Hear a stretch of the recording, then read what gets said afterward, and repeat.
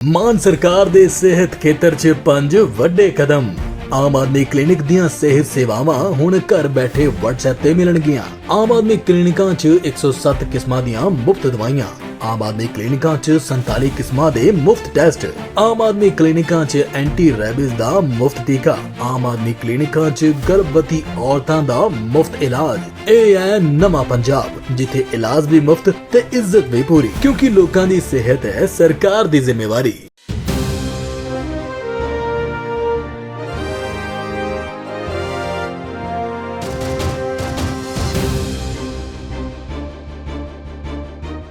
ਸਤਿ ਸ਼੍ਰੀ ਅਕਾਲ ਜੀ। ਪੰਜਾਬ ਨਿਊਜ਼ ਵੇਖ ਰਹੇ ਸਾਰੇ ਦਰਸ਼ਕਾਂ ਦਾ ਮੈਂ ਸਵਾਤੀ ਗੁਪਤਾ ਨਿੱਘਾ ਸਵਾਗਤ ਕਰਦੀ ਹਾਂ। ਪਰ ਉਸ ਤੋਂ ਪਹਿਲੇ ਇੱਕ ਨਜ਼ਰ ਮਾਰਾਂਗੇ ਅਹਿਮ ਸੁਰਖੀਆਂ ਤੇ।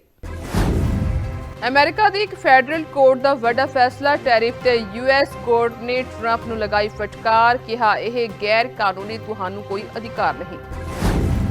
ਪਹਿਲਗਾਮ ਹਮਲੇ ਤੇ ਜਾਪਾਨ ਦਾ ਆਇਆ ਵੱਡਾ ਬਿਆਨ, ਕਿਹਾ ਭਾਰਤ ਜਾਪਾਨ ਸਬੰਧ ਮਜ਼ਬੂਤ। ਪਹਿਲਗਾਮ ਹਮਲੇ ਤੇ ਜਾਪਾਨ ਭਾਰਤ ਦੇ ਨਾਲ, ਕਿਹਾ ਅਤਵਾਦੀਆਂ ਨੂੰ ਮਿਲੇ ਸਜ਼ਾ। ਕੈਨੇਡਾ ਸਰਕਾਰ ਲਿਆ ਸਕਦੀ ਹੈ ਨਵਾਂ ਬਿੱਲ, ਸੜਕ ਤੇ ਪ੍ਰਾਰਥਨਾ ਕਰਨ ਤੇ ਪਾਬੰਦੀ। ਪ੍ਰੀਮੀਅਰ ਨੇ ਵੀ ਚੁੱਕੀ ਸੀ ਸਵਾਲ। ਕੈਨੇਡਾ ਵਿੱਚ ਆਰਜ਼ੀ ਕਾਮਿਆਂ ਦੇ ਵੀਜ਼ੇ ਤੇ ਪੱਕੀ ਸਿਆਸਤ। ਹੁਣ ਤੱਕ 32,722 ਨਵੇਂ ਕਾਮਿਆਂ ਨੂੰ ਵੀਜ਼ੇ ਜਾਰੀ। ਵਿਰੋਧੀ ਧਿਰ ਨੇ ਚੁੱਕੇ PM ਕਾਰਨੀ ਤੇ ਸਵਾਲ। ਹੁਣ ਖਬਰਾਂ ਵਿਸਥਾਰ ਦੇ ਨਾਲ। ਅਮਰੀਕਾ ਦੀ ਇੱਕ ਫੈਡਰਲ ਕੋਰਟ ਨੇ ਇੱਕ ਵੱਡਾ ਫੈਸਲਾ ਸੁਣਾਇਆ ਹੈ। ਅਦਾਲਤ ਨੇ ਕਿਹਾ ਹੈ ਕਿ ਰਾਸ਼ਟਰਪਤੀ ਟਰੰਪ ਨੂੰ ਟੈਰਿਫ ਲਗਾਉਣ ਦਾ ਕੋਈ ਕਾਨੂੰਨੀ ਅਧਿਕਾਰ ਨਹੀਂ ਹੈ। ਇਸ ਦੇ ਵਿੱਚ ਕਿਹਾ ਗਿਆ ਹੈ ਕਿ ਟਰੰਪ ਦੇ ਜ਼ਿਆਦਾਤਰ ਟੈਰਿਫ ਗੈਰ ਕਾਨੂੰਨੀ ਨੇ। ਦਰਅਸਲ ਅਦਾਲਤ ਦਾ ਇਹ ਫੈਸਲਾ ਉਸ ਨੀਤੀ ਲਈ ਇੱਕ ਵੱਡਾ ਝਟਕਾ ਹੈ ਜਿਸ ਵਿੱਚ ਟਰੰਪ ਨੇ ਟੈਰਿਫ ਨੂੰ ਆਪਣੀ ਅੰਤਰਰਾਸ਼ਟਰੀ ਆਰਥਿਕ ਰਣਨੀਤੀ ਦਾ ਇੱਕ ਵੱਡਾ ਹਥਿਆਰ ਬਣਾਇਆ ਸੀ। ਹਾਲਾਂਕਿ ਅਦਾਲਤ ਨੇ ਇਹ ਵੀ ਕਿਹਾ ਕਿ ਇਹ ਟੈਰਿਫ 14 ਅਕਤੂਬਰ ਤੱਕ ਲਾਗੂ ਰਹਿਣਗੇ ਤਾਂ ਜੋ ਟਰੰਪ ਪ੍ਰਸ਼ਾਸਨ ਨੂੰ ਸੁਪਰੀਮ ਕੋਰਟ ਦੇ ਵਿੱਚ ਅਪੀਲ ਕਰਨ ਦੇ ਲਈ ਸਮਾਂ ਮਿਲ ਸਕੇ। ਤੁਹਾਨੂੰ ਦੱਸਣਾ ਚਾਹਾਂਗੇ ਕਿ ਟਰੰਪ ਨੇ ਵੱਖ-ਵੱਖ ਦੇਸ਼ਾਂ ਤੇ ਟੈਰਿਫ ਲਗਾਏ ਨੇ। ਹਾਲਾਂਕਿ ਅਦਾਲਤ ਦੇ ਫੈਸਲੇ ਤੋਂ ਬਾਅਦ ਅਮਰੀਕੀ ਰਾਸ਼ਟਰਪਤੀ ਟਰੰਪ ਨੇ ਕਿਹਾ ਹੈ ਕਿ ਸਾਰੇ ਹੀ ਟੈਰਿਫ ਅਜੇ ਵੀ ਲਾਗੂ ਨੇ। ਉਹਨਾਂ ਨੇ ਟਰੁਥ ਸੋਸ਼ਲ ਤੇ ਇੱਕ ਪੋਸਟ ਵਿੱਚ ਲਿਖਿਆ ਹੈ ਕਿ ਅੱਜ ਇੱਕ ਬਹੁਤ ਹੀ ਪੱਖਪਾਤੀ ਅਦਾਲਤ ਨੇ ਗਲਤੀ ਨਾਲ ਕਿਹਾ ਹੈ ਕਿ ਸਾਡੇ ਟੈਰਿਫ ਹਟਾ ਦਿੱਤੇ ਜਾਣੇ ਚਾਹੀਦੇ ਨੇ, ਪਰ ਉਹ ਜਾਣਦੇ ਨੇ ਕਿ ਅਮਰੀਕਾ ਜਿੱਤੇਗਾ। ਟਰੰਪ ਨੇ ਅੱਗੇ ਲਿਖਿਆ ਹੈ ਕਿ ਜੇਕਰ ਇਹ ਟੈਰਿਫ ਹਟਾ ਦਿੱਤੇ ਵੀ ਜਾਂਦੇ ਨੇ ਤਾਂ ਇਹ ਅਮਰੀਕਾ ਲਈ ਇੱਕ ਵੱਡੀ ਆਫਤ ਹੋਏਗੀ। ਦਰਅਸਲ ਅਮਰੀਕੀ ਅਦਾਲਤ ਨੇ ਫੈਸਲਾ ਸੁਣਾਇਆ ਹੈ ਕਿ ਟਰੰਪ ਕੋਲ ਰਾਸ਼ਟਰੀ ਐਮਰਜੈਂਸੀ ਘੋਸ਼ਿਤ ਕਰਨ ਅਤੇ ਦੁਨੀਆ ਦੇ ਲਗਭਗ ਹਰ ਦੇਸ਼ ਤੇ ਆਯਾਤ ਟੈਕਸ ਲਗਾਉਣ ਦਾ ਕਾਨੂੰਨੀ ਅਧਿਕਾਰ ਨਹੀਂ ਹੈ। ਇਸ ਤਰ੍ਹਾਂ ਇਸ ਨੇ ਮਈ ਦੇ ਵਿੱਚ ਨਿਊਯਾਰਕ ਵਿੱਚ ਇੱਕ ਸਪੈਸ਼ਲ ਫੈਡਰਲ ਟ੍ਰੇਡ ਕੋਰਟ ਦੁਆਰਾ ਦਿੱਤੇ ਗਏ ਫੈਸਲੇ ਨੂੰ ਬਰਕਰਾਰ ਰੱਖਿਆ, ਪਰ ਅਦਾਲਤ ਨੇ ਟੈਰਿਫ ਨੂੰ ਤੁਰੰਤ ਰੱਦ ਕਰਨ ਦੇ ਉਸ ਫੈਸਲੇ ਦੇ ਇੱਕ ਹਿੱਸੇ ਨੂੰ ਰੱਦ ਕਰ ਦਿੱਤਾ, ਜਿਸ ਨਾਲ ਪ੍ਰਸ਼ਾਸਨ ਨੂੰ ਸੁਪਰੀਮ ਕੋਰਟ ਦੇ ਵਿੱਚ ਅਪੀਲ ਕਰਨ ਦਾ ਸਮਾਂ ਮਿਲਿਆ। ਸੋ ਇਹ ਫੈਸਲਾ ਟਰੰਪ ਦੀਆਂ ਦਹਾਕਿਆਂ ਪੁਰਾਣੀ ਅਮਰੀਕੀ ਵਪਾਰ ਨੀਤੀ ਨੂੰ ਪੂਰੀ ਤਰ੍ਹਾਂ ਉਲਟਾਉਣ ਦੀਆਂ ਇੱਛਾਵਾਂ ਨੂੰ ਹੋਰ ਵੀ ਗੁੰਝਲਦਾਰ ਬਣਾਉਂਦਾ ਹੈ। ਟਰੰਪ ਕੋਲ ਆਯਾਤ ਟੈਕਸ ਲਗਾਉਣ ਲਈ ਵਿਕਲਪਿਕ ਕਾਨੂੰਨ ਨੇ, ਪਰ ਇਹ ਉਹਨਾਂ ਦੇ ਕੰਮਾਂ ਦੀ ਗਤੀ ਅਤੇ ਗੰਭੀਰਤਾ ਨੂੰ ਸੀਮਿਤ ਕਰਨਗੇ। ਉਹਨਾਂ ਦੇ ਟੈਰਿਫ ਅਤੇ ਅਨਿਯਮਿਤ ਢੰਗ ਜਿਸ ਵਿੱਚ ਉਸਨੇ ਉਹਨਾਂ ਨੂੰ ਲਾਗੂ ਕੀਤਾ ਹੈ, ਸੋ ਨੇ ਗਲੋਬਲ ਬਾਜ਼ਾਰਾਂ ਨੂੰ ਹਿਲਾ ਕੇ ਰੱਖ ਦਿੱਤਾ ਹੈ। ਅਮਰੀਕੀ ਵਪਾਰਕ ਭਾਈਵਾਲਾਂ ਅਤੇ ਸਹਿਯੋਗੀਆਂ ਨੂੰ ਦੂਰ ਕਰ ਦਿੱਤਾ ਹੈ ਅਤੇ ਉੱਚ ਕੀਮਤਾਂ ਤੇ ਹੌਲੀ ਆਰਥਿਕ ਵਿਕਾਸ ਦਾ ਡਰ ਪੈਦਾ ਕੀਤਾ ਹੈ। ਸੋ ਅਮਰੀਕੀ ਰਾਸ਼ਟਰਪਤੀ ਟਰੰਪ ਨੇ ਚੇਤਾਵਨੀ ਦਿੱਤੀ ਹੈ ਕਿ ਦੇਸ਼ ਹੁਣ ਵੱਡੇ ਵਪਾਰ ਘਾਟੇ ਜਾਂ ਫਿਰ ਦੂਸਰੇ ਦੇਸ਼ਾਂ ਦੁਆਰਾ ਲਗਾਏ ਗਏ ਅਨੁਚਿਤ ਟੈਰਿਫ ਅਤੇ ਗੈਰ ਟੈਰਿਫ ਵਪਾਰ ਰੁਕਾਵਟਾਂ ਨੂੰ ਬਰਦਾਸ਼ਤ ਨਹੀਂ ਕਰੇਗਾ। ਟਰੰਪ ਨੇ ਪਿਛਲੀਆਂ ਸਰਕਾਰਾਂ ਦੀ ਆਲੋਚਨਾ ਕੀਤੀ ਸੀ ਕਿ ਉਹ ਅਮਰੀਕਾ ਵਿਰੁੱਧ ਟੈਰਿਫ ਲਗਾਉਣ ਦੀ ਆਗਿਆ ਦਿੰਦੇ ਨੇ। ਉਹਨਾਂ ਅੰਤ ਵਿੱਚ ਕਿਹਾ ਹੈ ਕਿ ਕਈ ਸਾਲਾਂ ਤੋਂ ਸਾਡੇ ਲਾਪਰਵਾਹ ਅਤੇ ਮੂਰਖ ਸਿਆਸਤਦਾਨਾਂ ਨੇ ਸਾਡੇ ਵਿਰੁੱਧ ਟੈਰਿਫ ਦੀ ਵਰਤੋਂ ਕਰਨ ਦੀ ਇਜਾਜ਼ਤ ਦਿੱਤੀ। ਸੋਨਾ ਕਿਹਾ ਹੈ ਕਿ ਹੁਣ ਅਮਰੀਕੀ ਸੁਪਰੀਮ ਕੋਰਟ ਦੀ ਸਹਾਇਤਾ ਨਾਲ ਅਸੀਂ ਉਹਨਾਂ ਦੀ ਵਰਤੋਂ ਆਪਣੇ ਰਾਸ਼ਟਰ ਦੇ ਭਲੇ ਲਈ ਕਰਾਂਗੇ ਅਤੇ ਅਮਰੀਕਾ ਨੂੰ ਦੁਬਾਰਾ ਖੁਸ਼ਹਾਲ, ਮਜ਼ਬੂਤ ਅਤੇ ਸ਼ਕਤੀਸ਼ਾਲੀ ਬਣਾਵਾਂਗੇ। ਇਸ ਮਾਮਲੇ ਵੱਲ ਧਿਆਨ ਦੇਣ ਲਈ ਤੁਹਾਡਾ ਧੰਨਵਾਦ। ਰਿਪੋਰਟ ਦੇ ਅਨੁਸਾਰ ਵਿੱਤ ਮੰਤਰੀ ਸਕਾਟ ਬੈਸੈਂਟ ਨੇ ਜੂਨ ਵਿੱਚ ਸੰਕੇਤ ਦਿੱਤਾ ਸੀ ਕਿ ਅਮਰੀਕਾ ਦੇ ਵਪਾਰਕ ਭਾਈਵਾਲਾਂ ਦੇ ਨਾਲ ਟੈਰਿਫ ਗੱਲਬਾਤ ਲੇਬਰ ਡੇ ਤੱਕ ਪੂਰੀ ਹੋ ਸਕਦੀ ਹੈ। ਹਾਲਾਂਕਿ ਕਾਨੂੰਨੀ ਅਨਿਸ਼ਚਿਤਤਾ ਹੁਣ ਉਸ ਸਮਾਂ ਸੀਮਾ ਨੂੰ ਗੁੰਝਲਦਾਰ ਬਣਾ ਰਹੀ ਹੈ। ਪ੍ਰਧਾਨ ਮੰਤਰੀ ਨਰਿੰਦਰ ਮੋਦੀ ਅਤੇ ਉਨ੍ਹਾਂ ਦੇ ਜਾਪਾਨੀ ਹਮਰੁਤਬਾ ਸ਼ਿਗੇਰੂ ਇਸ਼ੀਬਾ ਨੇ 15ਵੇਂ ਭਾਰਤ ਜਾਪਾਨ ਸਾਲਾਨਾ ਸੰਮੇਲਨ ਦੌਰਾਨ ਅੱਤਵਾਦ ਵਿਰੁੱਧ ਸਖਤ ਰੁਖ ਅਪਣਾਇਆ ਹੈ। ਉਨ੍ਹਾਂ ਨੇ 22 ਅਪ੍ਰੈਲ 2025 ਨੂੰ ਜੰਮੂ ਕਸ਼ਮੀਰ ਦੇ ਪਹਿਲਗਾਮ ਦੇ ਵਿੱਚ ਹੋਏ ਅੱਤਵਾਦੀ ਹਮਲੇ ਦੀ ਸਖਤ ਨਿੰਦਾ ਕੀਤੀ, ਜਿਸ ਵਿੱਚ 26 ਨਾਗਰਿਕ ਮਾਰੇ ਗਏ ਸਨ। ਇਸ ਹਮਲੇ ਦੀ ਜ਼ਿੰਮੇਵਾਰੀ ਅੱਤਵਾਦੀ ਸੰਗਠਨ TRF ਨੇ ਲਈ ਸੀ। ਸੰਯੁਕਤ ਬਿਆਨ ਵਿੱਚ ਦੋਵਾਂ ਨੇਤਾਵਾਂ ਨੇ ਕਿਹਾ ਕਿ ਅੱਤਵਾਦੀ ਸੰਗਠਨਾਂ ਜਿਵੇਂ ਕਿ ਲਸ਼ਕਰ-ਏ-ਤੋਇਬਾ, ਜੈਸ਼-ਏ-ਮੁਹੰਮਦ, ਅਲ-ਕਾਇਦਾ ਅਤੇ ISI ਵਿਰੁੱਧ ਸਖਤ ਕਾਰਵਾਈ ਦੀ ਲੋੜ ਹੈ। ਉਨ੍ਹਾਂ ਨੇ ਅੱਤਵਾਦੀਆਂ ਦੀ ਸੁਰੱਖਿਅਤ ਪਨਾਹਗਾਰਾਂ ਨੂੰ ਖਤਮ ਕਰਨ, ਫੰਡਿੰਗ ਚੈਨਲਸ ਨੂੰ ਰੋਕਣ ਅਤੇ ਸਰਹੱਦ ਪਾਰ ਦੀ ਗਤੀਵਿਧੀਆਂ ਨੂੰ ਰੋਕਣ ਤੇ ਜ਼ੋਰ ਦਿੱਤਾ। ਜਾਪਾਨ ਦੇ ਪ੍ਰਧਾਨ ਮੰਤਰੀ ਇਸ਼ੀਬਾ ਨੇ ਕਿਹਾ ਕਿ ਅਜਿਹੇ ਹਮਲੇ ਵਿਸ਼ਵ ਸੁਰੱਖਿਆ ਲਈ ਖਤਰਾ ਨੇ ਅਤੇ ਇਹਨਾਂ ਦੇ ਪ੍ਰਬੰਧਕਾਂ ਅਤੇ ਫੰਡ ਦੇਣ ਵਾਲਿਆਂ ਨੂੰ ਤੁਰੰਤ ਸਜ਼ਾ ਮਿਲਣੀ ਚਾਹੀਦੀ ਹੈ। ਸੋ ਦੋਵਾਂ ਹੀ ਨੇਤਾਵਾਂ ਨੇ ਮਿਆਂਮਾਰ ਦੀ ਸਥਿਤੀ ਤੇ ਚਿੰਤਾ ਪ੍ਰਗਟ ਕੀਤੀ ਅਤੇ ਹਿੰਸਾ ਨੂੰ ਰੋਕਣ, ਐਮਰਜੈਂਸੀ ਖਤਮ ਕਰਨ ਅਤੇ ਨਿਰਪੱਖ ਚੋਣਾਂ ਕਰਵਾਉਣ ਦੀ ਅਪੀਲ ਕੀਤੀ। ਸੋ ਉਨ੍ਹਾਂ ਨੇ ਹਿੰਦ ਪ੍ਰਸ਼ਾਂਤ ਖੇਤਰ, ਖਾਸ ਕਰਕੇ ਅਫਰੀਕਾ ਵਿੱਚ ਆਰਥਿਕ ਵਿਕਾਸ ਲਈ ਜਾਪਾਨ ਭਾਰਤ ਸਹਿਯੋਗ ਪਹਿਲਕਦਮੀ ਦਾ ਸਵਾਗਤ ਕੀਤਾ। ਦੋਵਾਂ ਨੇਤਾਵਾਂ ਨੇ ਅੰਤਰਰਾਸ਼ਟਰੀ ਕਾਨੂੰਨ ਅਨੁਸਾਰ ਯੂਕਰੇਨ ਦੇ ਵਿੱਚ ਸਥਾਈ ਸ਼ਾਂਤੀ ਦਾ ਸਮਰਥਨ ਕੀਤਾ ਅਤੇ ਉੱਤਰੀ ਕੋਰੀਆ ਦੇ ਪਰਮਾਣੂ ਅਤੇ ਮਿਜ਼ਾਈਲ ਪ੍ਰੀਖਣਾਂ ਦੀ ਨਿੰਦਾ ਕੀਤੀ। ਅੰਤ ਵਿੱਚ ਪ੍ਰਧਾਨ ਮੰਤਰੀ ਮੋਦੀ ਨੇ ਪ੍ਰਧਾਨ ਮੰਤਰੀ ਇਸ਼ੀਬਾ ਨੂੰ ਇਸ ਸਾਲ ਦੇ ਕੁਆਡ ਲੀਡਰਾਂ ਦੇ ਸੰਮੇਲਨ ਲਈ ਭਾਰਤ ਆਉਣ ਦਾ ਸੱਦਾ ਦਿੱਤਾ। ਤੁਹਾਨੂੰ ਦੱਸ ਦਈਏ ਕਿ ਪ੍ਰਧਾਨ ਮੰਤਰੀ ਮੋਦੀ 29-30 ਅਗਸਤ ਤੱਕ ਜਾਪਾਨ ਦੇ ਦੌਰੇ ਤੇ ਰਹੇ ਅਤੇ ਇਸ ਤੋਂ ਬਾਅਦ ਉਹ ਚੀਨ ਵਿੱਚ ਹੋਣ ਵਾਲੇ ਸੰਘਾਈ ਸਹਿਯੋਗ ਸੰਮੇਲਨ ਵਿੱਚ ਹਿੱਸਾ ਲੈਣਗੇ, ਜਿਸ ਲਈ ਉਹ ਚੀਨ ਰਵਾਨਾ ਹੋ ਚੁੱਕੇ ਨੇ। ਕੈਨੇਡਾ ਦੇ ਵਿੱਚ ਕਿਊਬੈਕ ਦੀ ਸੂਬਾਈ ਸਰਕਾਰ ਇੱਕ ਨਵਾਂ ਬਿੱਲ ਲੈ ਕੇ ਆ ਰਹੀ ਹੈ। ਸੂਬਾ ਜਨਤਕ ਥਾਵਾਂ ਉੱਪਰ ਪ੍ਰਾਰਥਨਾ ਕਰਨ ਤੇ ਪਾਬੰਦੀ ਲਗਾਉਣ ਦੀ ਯੋਜਨਾ ਬਣਾ ਰਿਹਾ ਹੈ। ਕੈਬਨਿਟ ਮੰਤਰੀ ਦਾ ਕਹਿਣਾ ਹੈ ਕਿ ਸੜਕਾਂ ਤੇ ਪ੍ਰਾਰਥਨਾ ਕਰਨਾ ਇੱਕ ਗੰਭੀਰ ਅਤੇ ਸੰਵੇਦਨਸ਼ੀਲ ਮਾਮਲਾ ਹੈ। ਸਰਕਾਰ ਬਿੱਲ ਲਿਆ ਕੇ ਕਾਨੂੰਨ ਬਣਾਉਣ ਦੀ ਯੋਜਨਾ ਬਣਾ ਰਹੀ ਹੈ। ਕਿਊਬੈਕ ਦੀ ਸਰਕਾਰ ਜਨਤਕ ਥਾਵਾਂ 'ਚ ਪ੍ਰਾਰਥਨਾ ਤੇ ਪਾਬੰਦੀ ਲਗਾਉਣ ਲਈ ਇੱਕ ਨਵਾਂ ਕਾਨੂੰਨ ਲਿਆਉਣ ਦੀ ਯੋਜਨਾ ਬਣਾ ਰਹੀ ਹੈ। ਸੈਕੂਲਰਿਜ਼ਮ ਮੰਤਰੀ ਜੌਨ ਫ੍ਰੈਂਸ਼ੋ ਰੌਬਰਟਸ ਨੇ ਕਿਹਾ ਕਿ ਸੜਕਾਂ ਤੇ ਪ੍ਰਾਰਥਨਾ ਕਰਨਾ ਇੱਕ ਗੰਭੀਰ ਤੇ ਸੰਵੇਦਨਸ਼ੀਲ ਮਾਮਲਾ ਹੈ। ਉਹਨਾਂ ਆਖਿਆ ਹੈ ਕਿ ਪ੍ਰੀਮੀਅਰ ਨੇ ਉਹਨਾਂ ਨੂੰ ਕਿਊਬੈਕ ਦੇ ਵਿੱਚ ਧਰਮ ਨਿਰਪੱਖਤਾ ਮਜ਼ਬੂਤ ਕਰਨ ਦਾ ਕੰਮ ਦਿੱਤਾ ਹੈ ਤੇ ਉਹ ਇਸ ਕੰਮ ਨੂੰ ਗੰਭੀਰਤਾ ਨਾਲ ਅੱਗੇ ਵਧਾਉਣਗੇ। ਇਸੇ ਕਰਕੇ ਸਰਕਾਰ ਇਸ ਫਾਲ ਸੀਜ਼ਨ ਦੇ ਵਿੱਚ ਇੱਕ ਨਵਾਂ ਬਿੱਲ ਲਿਆਏਗੀ, ਜਿਸ 'ਚ ਖਾਸ ਕਰਕੇ ਸੜਕਾਂ ਤੇ ਇਬਾਦਤ ਕਰਨ ਤੇ ਰੋਕ ਲਗਾਈ ਜਾਵੇਗੀ। ਇਹ ਐਲਾਨ ਉਸ ਮੁਹਿੰਮ ਦਾ ਹਿੱਸਾ ਹੈ ਜੋ ਕੋਲਾਈਜ਼ਨ ਐਵਨਿਊ ਕਿਊਬੈਕ ਪਾਰਟੀ ਦੀ ਸਰਕਾਰ ਕਿਊਬੈਕ ਦੇ ਵਿੱਚ ਧਰਮ ਨਿਰਪੱਖਤਾ ਨੂੰ ਵਧਾਉਣ ਲਈ ਕਰ ਰਹੀ ਹੈ। ਇਸ ਤੋਂ ਪਹਿਲਾਂ ਇਹ ਸਰਕਾਰ ਇੱਕ ਐਸਾ ਕਾਨੂੰਨ ਵੀ ਲਿਆ ਚੁੱਕੀ ਹੈ ਜਿਸ ਤਹਿਤ ਇਮੀਗ੍ਰੈਂਟਾਂ ਨੂੰ ਸੂਬੇ ਦਾ ਸਾਂਝਾ ਸੱਭਿਆਚਾਰ ਅਪਣਾਉਣਾ ਪੈਂਦਾ ਹੈ ਅਤੇ ਇੱਕ ਹੋਰ ਬਿੱਲ ਲਿਆਂਦਾ ਗਿਆ ਹੈ ਜੋ ਧਾਰਮਿਕ ਚਿੰਨ੍ਹ ਪਹਿਨਣ ਤੇ ਰੋਕ ਵਾਲੇ ਕਾਨੂੰਨ ਦੇ ਦਾਇਰੇ 'ਚ ਸਕੂਲਾਂ ਦੇ ਸਹਾਇਕ ਮੁਲਾਜ਼ਮਾਂ ਨੂੰ ਵੀ ਲਿਆਉਂਦਾ ਹੈ। ਹਾਲਾਂਕਿ ਮੰਤਰੀ ਰੌਬਰਟਸ ਨੇ ਹਜੇ ਤੱਕ ਇਹ ਨਹੀਂ ਦੱਸਿਆ ਕਿ ਨਵਾਂ ਕਾਨੂੰਨ ਅਮਲ 'ਚ ਕਿਵੇਂ ਲਿਆਂਦਾ ਜਾਵੇਗਾ, ਪਰ ਪ੍ਰੀਮੀਅਰ ਫ੍ਰੈਂਸ਼ੋਆ ਲਿਗਾਲਟ ਨੇ ਪਹਿਲਾਂ ਵੀ ਕਿਹਾ ਸੀ ਕਿ ਜੇ ਲੋੜ ਪਈ ਤਾਂ ਉਹ ਨਾਟ ਵਿਦਸਟੈਂਡਿੰਗ ਕਲੋਜ਼ ਦੀ ਵਰਤੋਂ ਕਰ ਸਕਦੇ ਨੇ, ਜਿਸ ਰਾਹੀਂ ਕਿਸੇ ਵੀ ਕਾਨੂੰਨ ਨੂੰ ਸੰਵਿਧਾਨਕ ਚੁਣੌਤੀਆਂ ਤੋਂ ਬਚਾਇਆ ਜਾ ਸਕੇ। ਲਿਗਾਲਟ ਨੇ ਦਸੰਬਰ 'ਚ ਆਖਿਆ ਸੀ ਕਿ ਉਹ ਨਹੀਂ ਚਾਹੁੰਦੇ ਕਿ ਲੋਕ ਜਨਤਕ ਥਾਵਾਂ ਜਾਂ ਪਾਰਕਾਂ 'ਚ ਪ੍ਰਾਰਥਨਾ ਕਰਨ। ਉਹਨਾਂ ਆਖਿਆ ਜਦੋਂ ਅਸੀਂ ਪਾਠ ਪੂਜਾ ਕਰਨੀ ਹੁੰਦੀ ਹੈ ਤਾਂ ਅਸੀਂ ਗਿਰਜਾਘਰ ਜਾਂ ਮਸਜਿਦ ਦੇ ਵਿੱਚ ਜਾ ਸਕਦੇ ਹਾਂ, ਨਾ ਕਿ ਸੜਕਾਂ ਤੇ।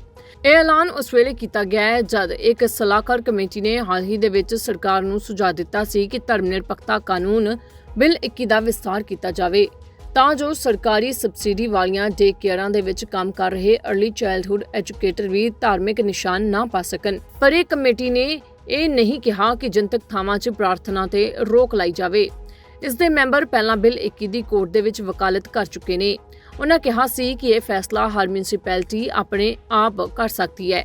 ਕਮੇਟੀ ਦੀ 300 ਸਫ਼ਿਆਂ ਦੀ ਰਿਪੋਰਟ ਕਹਿੰਦੀ ਹੈ ਕਿ ਮਿਊਨਿਸਪੈਲਿਟੀਜ਼ ਦੇ ਕੋਲ ਪਹਿਲਾਂ ਹੀ ਇਹਨਾਂ ਮਾਮਲਿਆਂ ਨੂੰ ਕੰਟਰੋਲ ਕਰਨ ਦੀ ਪੂਰੀ ਸ਼ਕਤੀ ਹੈ। ਇਹ 300 ਸਫ਼ਿਆਂ ਦੀ ਰਿਪੋਰਟ 5 ਮਹੀਨਿਆਂ ਦੀ ਸਮੀਖਿਆ ਤੋਂ ਬਾਅਦ ਆਈ ਹੈ।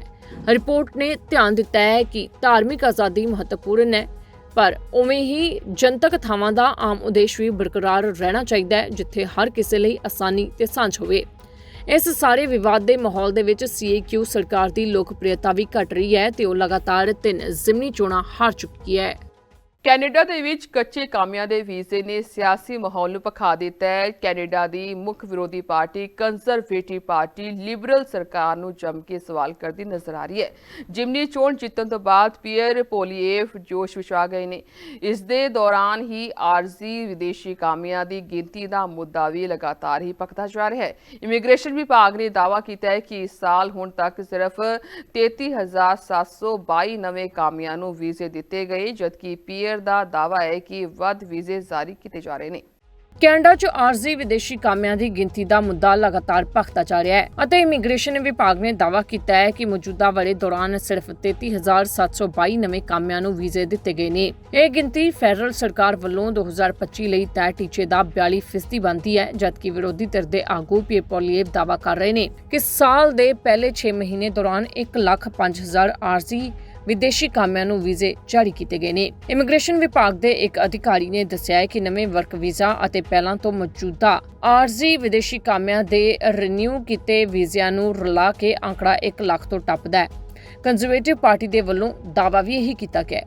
ਇਸ ਤੋਂ ਇਲਾਵਾ ਜਨਵਰੀ ਤੋਂ ਜੂਨ ਦਰਮਿਆਨ 3,02,000 ਵਰਕ ਪਰਮਿਟ ਜਾਰੀ ਕਰਨ ਦਾ ਅੰਕੜਾ ਵੀ ਨਵੇਂ ਤੇ ਰੀਨਿਊ ਕੀਤੇ ਵੀਜ਼ਿਆਂ ਨੂੰ ਜੋੜ ਕੇ ਬਣਦਾ ਹੈ।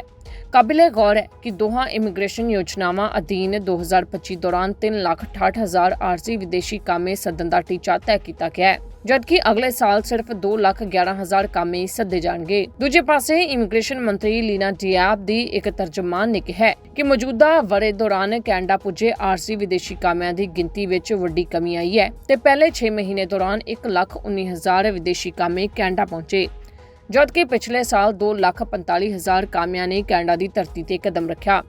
ਇੱਥੇ ਇਹ ਵੀ ਦੱਸਣਾ ਬਣਦਾ ਹੈ ਕਿ ਮੌਜੂਦਾ ਵਰ੍ਹੇ ਦੌਰਾਨ 86,000 ਤੋਂ ਵੱਧ ਪ੍ਰਵਾਸੀਆਂ ਨੂੰ ਸਿਟੀਜ਼ਨਸ਼ਿਪ ਮਿਲ ਚੁੱਕੀ ਹੈ ਤੇ 2,55,000 ਅਰਜ਼ੀਆਂ ਇਮੀਗ੍ਰੇਸ਼ਨ ਵਿਭਾਗ ਦੇ ਕੋਲ ਵਿਚਾਰ ਅਧੀਨ ਨੇ। ਦੂਜੇ ਪਾਸੇ ਪਰਮਨੈਂਟ ਰੈਜ਼ੀਡੈਂਸੀ ਦੀਆਂ 2,66,800 ਅਰਜ਼ੀਆਂ ਦਾ ਨਿਪਟਾਰਾ 31 ਜੁਲਾਈ ਤੱਕ ਕੀਤਾ ਜਾ ਚੁੱਕਾ ਹੈ ਅਤੇ ਹਜ਼ਾਰਾਂ ਦੀ ਗਿਣਤੀ 'ਚ ਭਾਰਤੀ ਕੈਨੇਡਾ ਪੁੱਜ ਰਹੇ ਨੇ ਜਾਂ ਪਹਿਲਾਂ ਹੀ ਮੁਲਕ 'ਚ ਮੌਜੂਦ ਨੇ। 31 ਜੁਲਾਈ ਤੱਕ ਕੈਨੇਡਾ ਦੇ ਇਮੀਗ੍ਰੇਸ਼ਨ ਵਿਭਾਗ ਕੋਲ ਅਰਜ਼ੀਆਂ ਦਾ ਬੈਕਲੌਗ ਵੱਧ ਕੇ 9 ਲੱਖ ਹੋ ਗਿਆ ਹੈ ਤੇ 22 ਲੱਖ ਤੋਂ ਵੱਧ ਵੀਜ਼ਾ ਅਰਜ਼ੀਆਂ ਵਿਚਾਰ ਅਧੀਨ ਨੇ। ਸਟੱਡੀ ਵੀਜ਼ਾ ਅਰਜ਼ੀਆਂ ਦਾ ਜ਼ਿਕਰ ਕੀਤਾ ਜਾਵੇ ਤਾਂ ਸਾਲ ਦੇ ਪਹਿਲੇ 7 ਮਹੀਨੇ ਦੌਰਾਨ 3,17,800 ਅਰਜ਼ੀਆਂ ਦਾ ਨਿਪਟਾਰਾ ਕਰ ਦਿੱਤਾ ਗਿਆ ਹੈ ਤੇ ਇਮੀਗ੍ਰੇਸ਼ਨ ਮਾਹਰਾਂ ਮੁਤਾਬਿਕ ਅਰਜ਼ੀਆਂ ਰੱਦ ਹੋਣ ਦੀ ਦਰ 60% ਤੋਂ ਟੱਪ ਚੁੱਕੀ ਹੈ। ਸਟੱਡੀ ਵੀਜ਼ਾ ਸ਼੍ਰੇਣੀ 'ਚ ਬੈਕਲੌਗ ਤੇਜ਼ੀ ਦੇ ਨਾਲ ਹੇਠਾਂ ਆਉਣ ਦਾ ਦਾਅਵਾ ਕੀਤਾ ਗਿਆ ਹੈ ਅਤੇ ਇਮੀਗ੍ਰੇਸ਼ਨ ਵਿਭਾਗ ਦਾ ਕਹਿਣਾ ਹੈ ਕਿ ਫਰਵਰੀ 'ਚ 45% ਅਰਜ਼ੀਆਂ ਬੈਕਲੌਗ 'ਚ ਨੇ, ਪਰ ਹੁਣ ਇਹ ਆંકੜਾ 15% ਦੇ ਨੇੜੇ-ਤੇੜੇ ਆ ਗਿਆ ਹੈ। ਟੈਂਪਰੇਰੀ ਰੈਜ਼ੀਡੈਂਟ ਵੀਜ਼ਾ ਦੇ ਮਾਮਲੇ 'ਚ ਕੁੱਲ 10,80,000 ਅਰਜ਼ੀਆਂ ਵਿੱਚੋਂ 38% ਬੈਕਲੌਗ 'ਚ ਮੰਨੀਆਂ ਜਾ ਰਹੀਆਂ ਨੇ। ਫੈਮਿਲੀ ਸਪਾਂਸਰਸ਼ਿਪ ਅਰਜ਼ੀਆਂ 'ਚ 14% ਬੈਕਲੌਗ 'ਚ ਚੱਲ ਰਹੀਆਂ ਨੇ, ਜਦਕਿ ਵਿਜ਼ਟਰ ਵੀਜ਼ਾ ਦੇ ਮਾਮਲੇ ਵਿੱਚ ਬੈਕਲੌਗ 53% ਦੱਸਿਆ ਜਾ ਰਿਹਾ ਹੈ, ਜੋ ਕਿਸੇ ਵੀ ਸ਼੍ਰੇਣੀ 'ਚ ਸਭ ਤੋਂ ਵੱਧ ਬਣਦਾ ਹੈ। ਜਿੱਥੇ ਕਿ ਆਉਣ ਵਾਲੀ ਤਿਮਾਹੀ ਦੇ ਵਿੱਚ ਅਮਰੀਕਾ ਵੱਲੋਂ ਲਗਾਏ ਗਏ 50% ਟੈਰਿਫ ਦੇ ਸੰਭਾਵਿਤ ਪ੍ਰਭਾਵ ਬਾਰੇ ਵਿੱਤ ਮੰਤਰਾਲੇ ਦੇ ਆਰਥਿਕ ਮਾਮਲਿਆਂ ਦੇ ਸਕੱਤਰ ਅਨੁਰਾਧਾ ਠਾਕੁਰ ਦਾ ਇੱਕ ਵੱਡਾ ਬਿਆਨ ਸਾਹਮਣੇ ਆਇਆ ਹੈ। ਉਹਨਾਂ ਕਿਹਾ ਹੈ ਕਿ ਇੱਕ ਅਰਥ ਵਿਵਸਥਾ ਦੇ ਰੂਪ ਦੇ ਵਿੱਚ ਨਿਰਯਾਤ ਤੇ ਨਿਰਭਰਤਾ ਇੰਨੀ ਜ਼ਿਆਦਾ ਨਹੀਂ ਹੈ। ਕੁਝ ਨੇੜਲੇ ਸਮੇਂ ਵਿੱਚ ਗੜਬੜ ਹੋ ਸਕਦੀ ਹੈ, ਪਰ ਸਮੁੱਚੇ ਸਾਲ ਦੇ ਦ੍ਰਿਸ਼ਟੀਕੋਣ ਦੇ ਵਿੱਚ ਸਾਡੇ ਮੁਲਾਂਕਣ ਵਿੱਚ ਅਸੀਂ ਅਜੇ ਆਪਣੇ ਵਿਕਾਸ ਦੇ ਅੰਕੜਿਆਂ ਨੂੰ ਨਹੀਂ ਬਦਲ ਰਹੇ ਹਾਂ। ਅਮਰੀਕਾ ਵੱਲੋਂ ਲਗਾਏ ਗਏ 50% ਟੈਰਿਫ ਦੇ ਸੰਭਾਵਿਤ ਪ੍ਰਭਾਵ ਬਾਰੇ ਵਿੱਤ ਮੰਤਰਾਲੇ ਦੇ ਆਰਥਿਕ ਮਾਮਲਿਆਂ ਦੇ ਸਕੱਤਰ ਅਨੁਰਾਧਾ ਠਾਕੁਰ ਨੇ ਕਿਹਾ ਕਿ ਸਾਨੂੰ ਲੱਗਦਾ ਹੈ ਕਿ ਅੱਗੇ ਵਧਦੇ ਹੋਏ ਦ੍ਰਿਸ਼ਟੀਕੋਣ ਸਕਾਰਾਤਮਕ ਰਹਿੰਦਾ ਹੈ ਅਤੇ ਪਹਿਲੀ ਤਿਮਾਹੀ ਵਿੱਚ ਦਿਖਾਈ ਗਈ ਗਤੀ ਬਰਕਰਾਰ ਰਹੇਗੀ। So like I said, as an economy, the dependence on exports is not that high. There could be some near-term disturbances. But in the overall year scenario, as the Chief Economic Advisor indicated yesterday, in our assessment, we are not changing our growth figures as yet. We feel that going forward, the outlook remains positive and the momentum that has been demonstrated in Q1 shall hold up. Again, agriculture is a strong reason for saying that. The indicators we see on the high frequency side also give us confidence that consumption will also hold up. This is also underpinned by the strong capex push that the government has been maintaining for the last several years, and in particular in the last Q1, which is about 30% more than the 3-year average. ਤੁਹਾਨੂੰ ਦੱਸਣਾ ਚਾਹਾਂਗੇ ਕਿ America ਵੱਲੋਂ ਭਾਰਤ ਤੇ ਲਗਾਇਆ ਗਿਆ 50% tariff ਲਾਗੂ ਹੋ ਗਿਆ ਹੈ। ਇਸ ਦਾ ਅਸਰ ਦੇਸ਼ ਦੀਆਂ ਕਈ ਉਦਯੋਗਾਂ ਤੇ ਵੇਖਣ ਨੂੰ ਮਿਲ ਸਕਦਾ ਹੈ। ਇਹਨਾਂ ਦੇ ਵਿੱਚੋਂ ਇੱਕ ਭਾਰਤ ਦੀ ਟੈਕਸਟਾਈਲ ਉਦਯੋਗ ਵੀ ਹੈ, ਜਿਸ ਲਈ ਅਮਰੀਕਾ ਸਭ ਤੋਂ ਵੱਡਾ ਨਿਰਯਾਤ ਬਾਜ਼ਾਰ ਹੈ। ਜਨਵਰੀ-ਮਈ 2025 ਵਿੱਚ ਭਾਰਤ ਤੋਂ ਅਮਰੀਕਾ ਲਈ 4.59 ਅਰਬ ਅਮਰੀਕੀ ਡਾਲਰ ਦੇ ਕੱਪੜਿਆਂ ਦਾ ਨਿਰਯਾਤ ਹੋਇਆ ਹੈ, ਜੋ ਪਿਛਲੇ ਸਾਲ ਦੀ ਤੁਲਨਾ ਦੇ ਵਿੱਚ 13% ਵਾਧਾ ਹੈ। ਸੇਵਾ ਮੁਕਤ ਜੱਜਾਂ ਨੇ ਗ੍ਰਹਿ ਮੰਤਰੀ ਅਮਿਤ ਸ਼ਾਹ ਦੀ ਵਿਰੋਧੀ ਧਿਰ ਦੇ ਉਪ ਰਾਸ਼ਟਰਪਤੀ ਉਮੀਦਵਾਰ ਬੀ ਸੁਦਰਸ਼ਨ ਰੈਡੀ ਤੇ ਕੀਤੀ ਗਈ ਟਿੱਪਣੀ ਦੀ ਆਲੋਚਨਾ ਕੀਤੀ ਸੀ। ਹੁਣ ਕੇਂਦਰੀ ਮੰਤਰੀ ਕਿਰੇਨ ਰਿਜਿਜੂ ਨੇ ਇਸ ਤੇ ਪ੍ਰਤੀਕਿਰਿਆ ਦਿੱਤੀ ਹੈ ਅਤੇ ਕਿਹਾ ਹੈ ਕਿ ਸੇਵਾ ਮੁਕਤ ਜੱਜ ਇਸ ਵਿੱਚ ਕਿਉਂ ਸ਼ਾਮਲ ਹੋਣਾ ਚਾਹੁੰਦੇ ਨੇ। ਗ੍ਰਹਿ ਮੰਤਰੀ ਵਿਰੁੱਧ ਪੱਤਰ ਲਿਖਣਾ ਅਤੇ ਦਸਤਖਤ ਮੁਹਿੰਮ ਚਲਾਉਣਾ ਸਹੀ ਨਹੀਂ ਹੈ। ਕੇਂਦਰੀ ਮੰਤਰੀ ਨੇ ਮੀਡੀਆ ਨਾਲ ਗੱਲਬਾਤ ਕਰਦੇ ਹੋਏ ਕਿਹਾ ਕਿ ਇਸ ਵੇਲੇ ਉਪ ਰਾਸ਼ਟਰਪਤੀ ਦੀ ਚੋਣ ਚੱਲ ਰਹੀ ਹੈ ਅਤੇ ਕੁਝ ਦਿਨ ਪਹਿਲਾਂ ਖੁਦ ਸੇਵਾ ਮੁਕਤ ਜੱਜ ਨੇ ਉਹਨਾਂ ਨੇ ਗ੍ਰਹਿ ਮੰਤਰੀ ਵਿਰੁੱਧ ਦਸਤਖਤ ਮੁਹਿੰਮ ਚਲਾਈ ਅਤੇ ਉਹਨਾਂ ਵਿਰੁੱਧ ਟਿੱਪਣੀ ਕੀਤੀ। ਉਹਨਾਂ ਨੇ ਗ੍ਰਹਿ ਮੰਤਰੀ ਵਿਰੁੱਧ ਕੁਝ ਲਿਖਿਆ, ਇਹ ਸਹੀ ਨਹੀਂ ਹੈ। ਇਹ ਉਪ ਰਾਸ਼ਟਰਪਤੀ ਦੀ ਚੋਣ ਹੈ, ਇਹ ਇੱਕ ਰਾਜਨੀਤਿਕ ਮਾਮਲਾ ਹੈ ਅਤੇ ਸੇਵਾ ਮੁਕਤ ਜੱਜਾਂ ਨੂੰ ਇਸ ਵਿੱਚ ਕਿਉਂ ਸ਼ਾਮਲ ਹੋਣਾ ਚਾਹੀਦਾ ਹੈ। अभी वाइस प्रेसिडेंट का इलेक्शन चल रहा है। उस दिन कुछ रिटायर्ड जजेस ने सिग्नेचर कैंपेन करके होम मिनिस्टर का खिलाफ टिप्पणी की है। होम मिनिस्टर का खिलाफ उन्होंने कुछ लिखा है, ये ठीक नहीं है।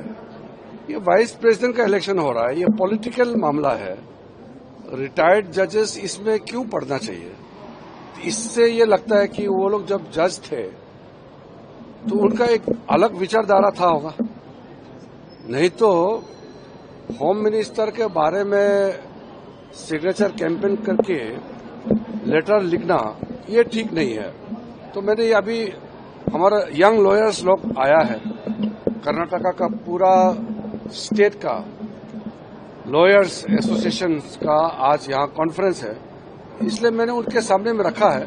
ਤੁਹਾਨੂੰ ਦੱਸ ਦਈਏ ਕਿ ਅਮਿਤ ਸ਼ਾਹ ਨੇ ਹਾਲ ਹੀ ਵਿੱਚ ਵਿਰੋਧੀ ਗਠਜੋੜ ਦੇ ਉਪ ਰਾਸ਼ਟਰਪਤੀ ਅਹੁਦੇ ਦੇ ਉਮੀਦਵਾਰ ਬੀ ਸੁਦਰਸ਼ਨ ਰੈਡੀ ਤੇ ਨਕਸਲਵਾਦ ਦਾ ਸਮਰਥਨ ਕਰਨ ਦਾ ਦੋਸ਼ ਲਗਾਇਆ ਸੀ। ਇਸ ਤੇ 18 ਸੇਵਾ ਮੁਕਤ ਜੱਜਾਂ ਦੇ ਸਮੂਹ ਨੇ ਕਿਹਾ ਕਿ ਉੱਚ ਅਹੁਦਿਆਂ ਤੇ ਬੈਠੇ ਵਿਅਕਤੀ ਦੁਆਰਾ ਸੁਪਰੀਮ ਕੋਰਟ ਦੇ ਫੈਸਲੇ ਦੀ ਪੱਖਪਾਤੀ ਗਲਤ ਵਿਆਖਿਆ ਦਾ ਜੱਜਾਂ ਤੇ ਨਕਾਰਾਤਮਕ ਪ੍ਰਭਾਵ ਪੈਣ ਦੀ ਸੰਭਾਵਨਾ ਹੈ।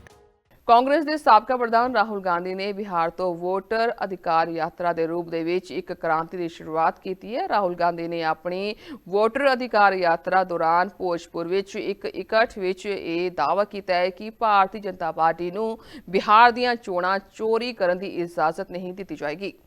ਦਰਅਸਲ ਰਾਹੁਲ ਗਾਂਧੀ ਨੇ ਕਿਹਾ ਹੈ ਕਿ ਸੰਵਿਧਾਨ ਨੂੰ ਬਚਾਉਣ ਦੇ ਲਈ ਬਿਹਾਰ ਦੇ ਵਿੱਚ ਕਰੋੜਾਂ ਨੌਜਵਾਨਾਂ ਨੇ ਆਪਣੀ ਤਾਕਤ ਲਗਾਈ ਹੈ।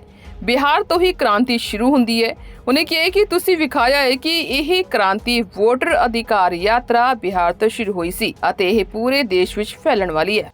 बिहार से क्रांति शुरू होती है और आपने दिखाया कि बिहार से ही क्रांति वोट अधिकार यात्रा शुरू हुई और पूरे देश में फैलने जा रही है।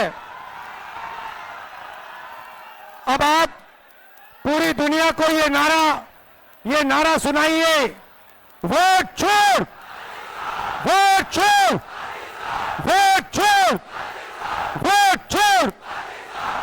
ये चोरी सिर्फ आपके वोट की नहीं है, ये चोरी आपके अधिकार की है, आपके भविष्य की है। आपको पहले रास्ते दिए जाते थे, पब्लिक सेक्टर था, अग्निवीर था, ये सारे के सारे रास्ते आपके हाथ से छीन लिए गए हैं। नरेंद्र मोदी, बीजेपी, आरएसएस, अदानी अंबानी की सरकार चलाती है और इसीलिए वो चाहते हैं कि गरीबों की आवाज इस देश में ना सुनी जाए, दबाई जाए। ਸੋ ਰਾਹੁਲ ਗਾਂਧੀ ਨੇ ਦੋਸ਼ ਲਗਾਇਆ ਹੈ ਕਿ ਨਰਿੰਦਰ ਮੋਦੀ ਭਾਜਪਾ ਤੇ ਆਰਐਸਐਸ ਅਡਾਨੀ ਅਤੇ ਅੰਬਾਨੀ ਦੀ ਸਰਕਾਰ ਚਲਾਉਂਦੇ ਨੇ। ਇਸ ਲਈ ਉਹ ਚਾਹੁੰਦੇ ਨੇ ਕਿ ਇਸ ਦੇਸ਼ ਵਿੱਚ ਗਰੀਬਾਂ ਦੀ ਆਵਾਜ਼ ਨਾ ਸੁਣੀ ਜਾਵੇ ਅਤੇ ਉਹਨਾਂ ਨੂੰ ਦਬਾਇਆ ਜਾਏ। ਸੋ ਉਹਨਾਂ ਕਿਹਾ ਕਿ ਅਸੀਂ ਸਪਸ਼ਟ ਤੌਰ ਤੇ ਕਿਹਾ ਹੈ ਕਿ ਗਰੀਬ ਨੌਜਵਾਨਾਂ ਦੀ ਆਵਾਜ਼ ਦੇਸ਼ ਭਰ ਦੇ ਵਿੱਚ ਗੂੰਜੇਗੀ ਅਤੇ ਅਸੀਂ ਬਿਹਾਰ ਵਿੱਚ ਇੱਕ ਵੀ ਵੋਟ ਚੋਰੀ ਨਹੀਂ ਹੋਣ ਦੇਵਾਂਗੇ। ਉਹਨੇ ਕਿਹਾ ਕਿ ਅਸੀਂ ਉਹਨਾਂ ਨੂੰ ਬਿਹਾਰ ਚੋਣਾਂ ਚੋਰੀ ਨਹੀਂ ਕਰਨ ਦੇਵਾਂਗੇ। ਹੀਰੋ ਏਸ਼ੀਆ ਕੱਪ 2025 ਦੀ ਮੇਜ਼ਬਾਨੀ ਕਰ ਰਹੇ ਭਾਰਤ ਨੇ ਟੂਰਨਾਮੈਂਟ ਦੀ ਸ਼ਾਨਦਾਰ ਸ਼ੁਰੂਆਤ ਕੀਤੀ। ਸੋ ਬਿਹਾਰ ਦੇ ਰਾਜਗੀਰ ਵਿੱਚ ਖੇਡੇ ਗਏ ਆਪਣੇ ਪਹਿਲੇ ਮੈਚ ਵਿੱਚ ਭਾਰਤ ਨੇ ਮਜ਼ਬੂਤ ਟੀਮ ਚੀਨ ਨੂੰ 4-3 ਨਾਲ ਹਰਾਇਆ। ਭਾਰਤ ਲਈ ਓਲੰਪਿਕ ਦੌਰਾਨ ਸ਼ਾਨਦਾਰ ਪ੍ਰਦਰਸ਼ਨ ਕਰਨ ਵਾਲੇ ਹਰਮਨਪ੍ਰੀਤ ਸਿੰਘ ਨੇ ਪੂਰੇ ਮੈਚ ਦੌਰਾਨ ਸ਼ਾਨਦਾਰ ਪ੍ਰਦਰਸ਼ਨ ਕੀਤਾ। ਇਸ ਜਿੱਤ ਦੇ ਹੀਰੋ ਭਾਰਤੀ ਕਪਤਾਨ ਅਤੇ ਪੂਰੇ ਦੇਸ਼ ਵਿੱਚ ਹਾਕੀ ਦੇ ਸਰਪੰਚ ਵਜੋਂ ਜਾਣੇ ਜਾਂਦੇ ਪੰਜਾਬ ਦੇ ਪੁੱਤਰ ਹਰਮਨਪ੍ਰੀਤ ਸਿੰਘ ਰਹੇ। ਹਰਮਨਪ੍ਰੀਤ ਸਿੰਘ ਨੇ ਪੂਰੇ ਮੈਚ ਦੌਰਾਨ ਸ਼ਾਨਦਾਰ ਖੇਡ ਵਿਖਾਉਂਦਿਆਂ 3 ਗੋਲ ਦਾਗਦਿਆਂ ਹੈਟ੍ਰਿਕ ਲਗਾਈ ਅਤੇ ਟੀਮ ਇੰਡੀਆ ਨੂੰ ਮਜ਼ਬੂਤ ਵਿਰੋਧੀ ਚੀਨ ਦੀ ਟੀਮ ਖਿਲਾਫ 4-3 ਨਾਲ रोमांचक जीत दिलवाई। बहुत अच्छा लग रहा है सर। आई थिंक जो मैच रहा है आज का इतना इजी नहीं था, बट आई थिंक ये पहले हमने बात भी की है और मैंने बोला भी था कि कोई भी टीम यहाँ पे इजी नहीं है। और आई थिंक ये अच्छा लेसन मिला है हमें आज कि मेक श्योर के जो आप कोई भी मैच खेलने आओ किसी भी टीम के साथ अच्छे से रेडी होकर आओ। बट ओवरऑल ठीक रहा सर, क्योंकि विनिंग इंपॉर्टेंट है। आपको थोड़ा वेदर सर है, बट आई थिंक ये कोई एक्सक्यूज़ नहीं है हमारा, और हमें पता है कि कोई भी कंडीशन हो जो टीम को इंडिया के लिए करना है वो करना ही है, तो वही हमारा माइंड सेट है सर। बहुत अच्छा लगा सर, क्या क्राउड था। आई थिंक क्राउड की बहुत एनर्जी थी और काफ़ी सपोर्ट मिला उनसे। बट हम उम्मीद करते हैं कि ऐसा ही क्राउड हमें मिलता रहे और हम मैच जीते रहे। आई थिंक अपॉर्चुनिटीज़ बहुत मिली हैं सर, तो चाहे आप किसी भी क्वार्टर की बात करें, बट आई थिंक उसको गोल में कन्वर्ट करने में थोड़ा हम स्ट्रगल कर रहे थे। बट आई थिंक जैसे मैंने बोला है सर कि ये होता है और किसी भी टीम के साथ हो सकता है। बट जो हमारा एम है कि अभी एक मैच हो गया है, जो अभी नेक्स्ट फोकस है हमारा नेक्स्ट मैच पे, तो उम्मीद करते हैं कि हम जाएं वहाँ पे वीडियोस देखें, एनालाइज करें उनको और नेक्स्ट मैच के लिए रेडी रहें।